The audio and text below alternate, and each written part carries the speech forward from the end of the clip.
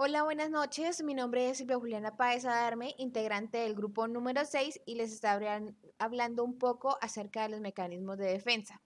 Bueno, hablaremos principalmente de cuatro que fueron los que llegaron a impactarme un poco, que sería como primero la represión. La represión es el aprisionamiento del subconsciente de recuerdos, ideas, emociones, cuya expresión a través de la conciencia está impedida por la barrera psíquica de la censura. Por ejemplo, bueno, ¿qué quiere decir? Que una persona está o tiene tantas cosas internas, digamos, tanto odio hacia un familiar que no es capaz de exteriorizarlo. O sea, odia tanto a esa persona que lo tiene muy adentro y no es capaz de sacarlo para poder liberarse. La proyección. La proyección implica atribuir o asignar sus propios pensamientos, sentimientos, características no deseadas o inaceptables a otras personas integridad externa. Es un mecanismo inconsciente que ayuda a lidiar con emociones, impulsos o pensamientos. ¿Qué quiere decir? Esas personas que siempre creen que están hablando mal de ellos. Entonces, siempre buscan los errores que ellos están cometiendo, o sea, se ven reflejados en otras personas. Entonces, como que, no, pues yo me equivoco, pero esa persona lo hace peor. Eso es lo que hace una persona que se proyecta. Bueno, la sublimación es un mecanismo de defensa, se manifiesta en forma de desplazamiento en lo que la energía se desvía hacia otro objeto. ¿Qué quiere decir?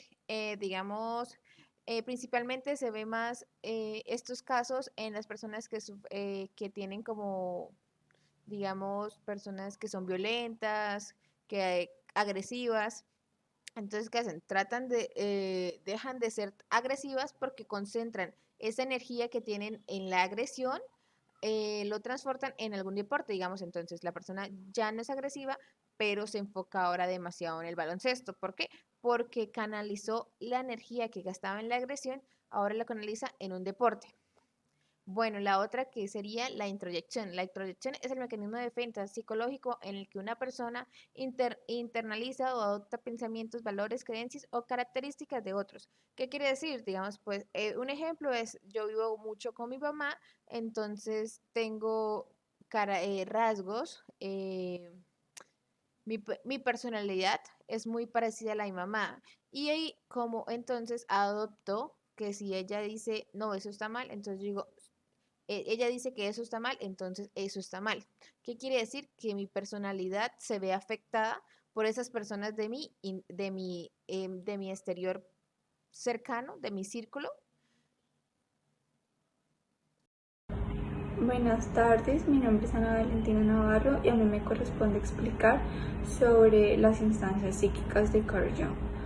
Para empezar, pues Jung describió lo inconsciente como la parte más creativa y valiosa del hombre.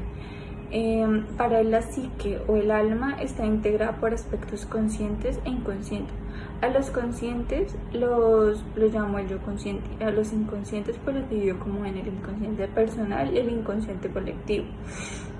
Entonces, al inconsciente personal lo constituyen los aspectos de la biografía personal, es decir, la historia subjetiva, recuerdos infantiles olvidados, básicamente eso. Es como el aspecto superficial del inconsciente. Mantiene información que por razón del olvido o algo similar no se tiene presente en la conciencia.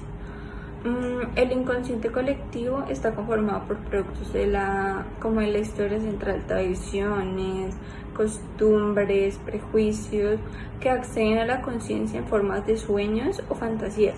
Son como conceptos, pensamientos o imágenes que se comparten con las demás personas y así puedes responder a experiencias.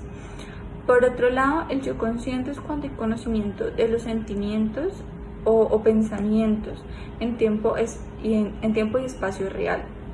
La estructura central de lo consciente de por sí es el yo o el ego, y eso tiene que ver con la identidad y con el sí mismo. En otras palabras, la función de la conciencia es como la razón. Hola, cordial saludo. Mi nombre es Eliana Carolina Romero García. Pertenezco al grupo número 6 del curso de enfoque psicoanalítico propuesto por la Universidad de Investigación y Desarrollo UDI. En el día de hoy voy a hablarles acerca de los arquetipos, los cuales son definiciones que se encuentran predispuestas en nuestro preconsciente y las cuales son de carácter colectivo. ¿Por qué son de carácter colectivo? Porque han trascendido a través de nuestras generaciones, o sea, son de tipo hereditario y se encuentran en nuestro preconsciente aquellas ideas, aquellos pensamientos que de pronto en la actualidad nosotros nos hacemos preguntas acerca de un tipo de tema o acerca de algo y de pronto tenemos esas ideas en nosotros mismos, pero estas ideas están indispuestas, o sea, están en el preconsciente y como tal nuestro consciente no las acepta porque son de carácter incompatible con nuestra psique. Entonces, ¿por qué podemos decir que los arquetipos son constructores de personalidad? Porque al resolver de pronto esas interrogantes que tenemos actualmente y las cuales se encuentran de pronto en nuestro preconsciente de manera oculta, al ser descubierta nos ayudan a producir respuestas que son importantes para el desarrollo de nuestra personalidad.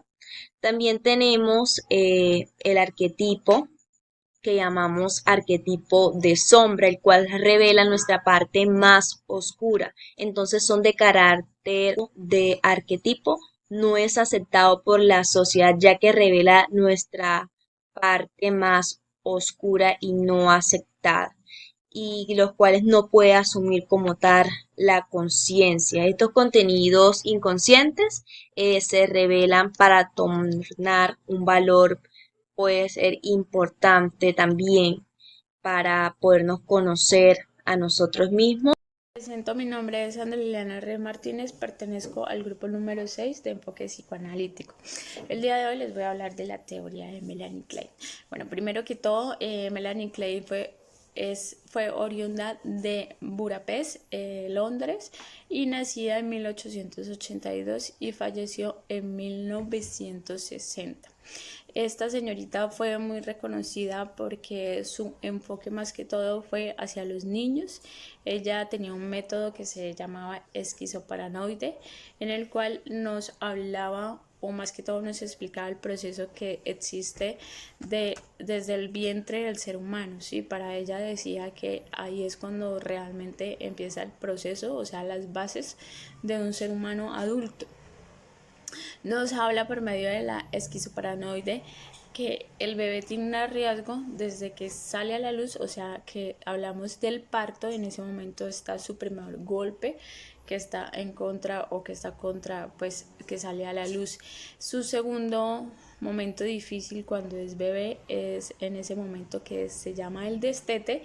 Ese destete es cuando ese bebé entra en depresión. Bueno, según Melanie Klein nos lo explicaba, que en ese momento es cuando el bebé entra en una depresión, pero que asimismo hace que él sea resiliente y agradecido con aquella persona que le estuvo sirviendo desde que estaba en su vientre. Fue también muy reconocida porque fundó algunas técnicas de terapéuticas, algunas técnicas terapéuticas para los niños e incluso el día de hoy todavía las seguimos utilizando, que es el hecho de estimular a los niños por medio de formas, ¿sí?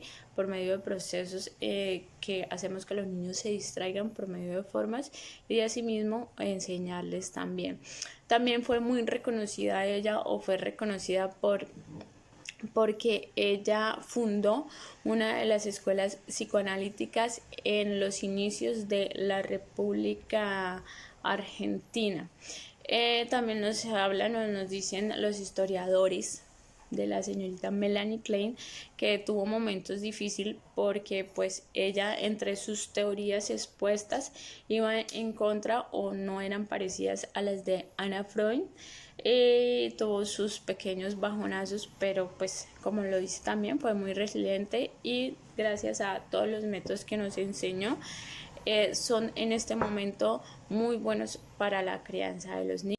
Erich Fromm es un neofreudiano de gran relevancia e importancia dentro del campo del psicoanálisis. Él se apoyó mucho del pensamiento de Freud para dar significado a ciertos tipos de conceptos que luego él formuló.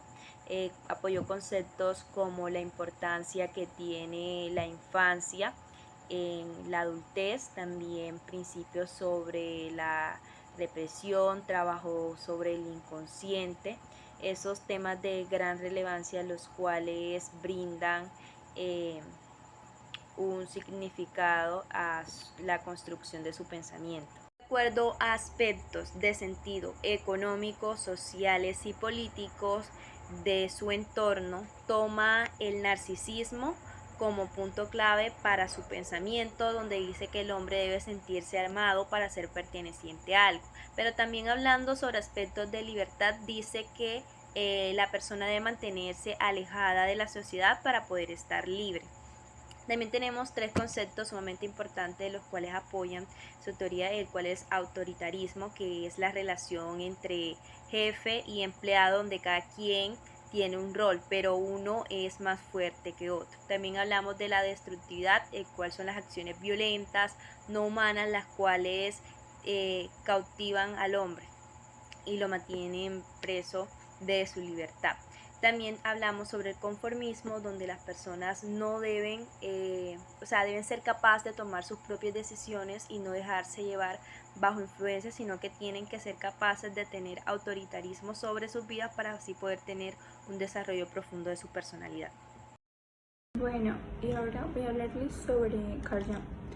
Él nació el 26 de julio de 1875 en Suiza. Él estudió medicina, se especializó en psiquiatría en la Universidad de Basilea. Desde el año 1900 empezó a ejercer la psiquiatría bajo la asesoría de Eugene Bleuler. Fue figura clave en la etapa del psicoanálisis. Luego fundó la Escuela de Psicología Analítica, que también se le llama Psicología de los Complejos y Psicología Profunda. En 1907 inició como su relación intelectual con Sigmund Freud, hasta que empezaron a tener como ciertas diferencias y se separaron en 1913.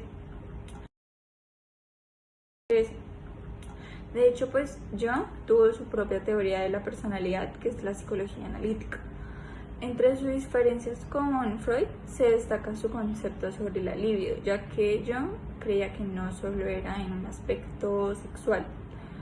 Él también pues consideraba que tanto el pasado como el futuro son importantes en la estructura y desarrollo de la personalidad de un sujeto. En cuanto al inconsciente, él incluyó pues la memoria de los antepasados y de la sociedad, nombrando como esto al inconsciente colectivo, el cual ya mencioné.